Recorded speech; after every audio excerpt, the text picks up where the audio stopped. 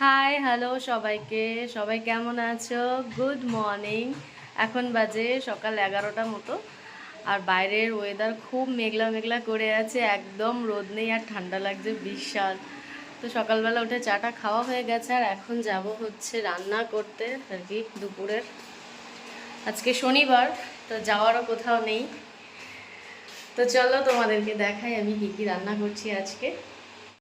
আজকে ডিম রান্না করব। এই দেখো ডিম সিদ্ধ করে নিয়েছি, আর বেগুনটা ছিল প্রায় 3-4 দিন মতো ফ্রিজে পড়ে আছে, তো বেগুনটা নষ্ট হয়ে যাচ্ছিলো, আমি এরকম কেটে নিয়েছি, ভেজে নেবো বেগুনটা। আর করবো হচ্ছে এই আলু ফুলকপি দিয়ে হচ্ছে বা ডিমের ঝোল করব। আর কালকের মিক্স ভেজ যেটা বানিয়েছিলাম, মিক্স ভেজটা এখনও আছে। অনেকটা ভেজ বানিয়েছিলাম, সে মানে শেষ করতে পারিনি। দেখো এখানে মশলা রেডি করে নিয়েছি, মানে মিক্সিতে আর কি করব। আদা রসুন কাঁচা লঙ্কা টমেটো পেঁয়াজ কেটে নিয়েছি।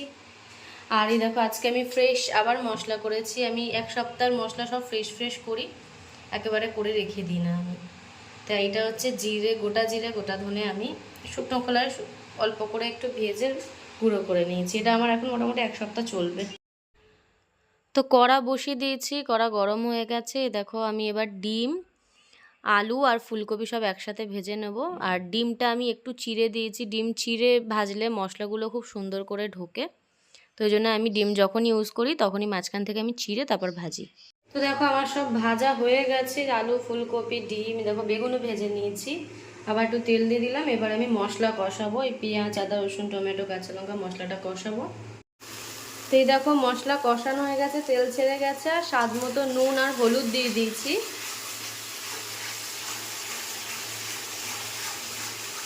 1 মিনিট কষিয়ে নেব। কষানো হয়ে গেছে, নুন হলুদ দিয়ে দিয়েছি। এবার আমি ওই যে মশলা গুঁড়ো করে রেখেছিলাম জিরে ধনে 1 চামচ দিয়ে দিচ্ছি। এই যে 1 চামচ আমি দিয়ে দিলাম।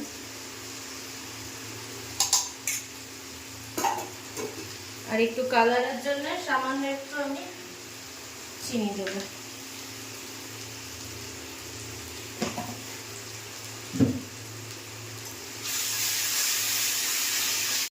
দেখো সুন্দর করে কষানো হয়ে গেছে, তেলও ছেড়ে গেছে। এবার আমার যতটা ঝোল প্রয়োজন আমি দিয়ে দেবো। প্রথমে 1 গ্লাস জল দিলাম।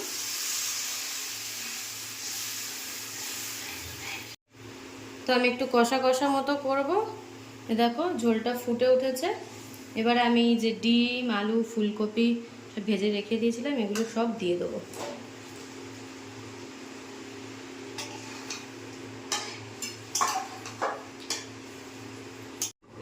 চলো আমার তরকারি হয়ে গেছে। এবার আমি একটু এর মধ্যে ফ্রেশ ধনেপাতা ছিল আমার কাছে, তো ওটা দিয়ে দেবো। গরম মশলা আমি আর দিলাম না, কারণ এই ধনেপাতা দিচ্ছি, ওই জন্য আমি গরম মশলা দিলাম না।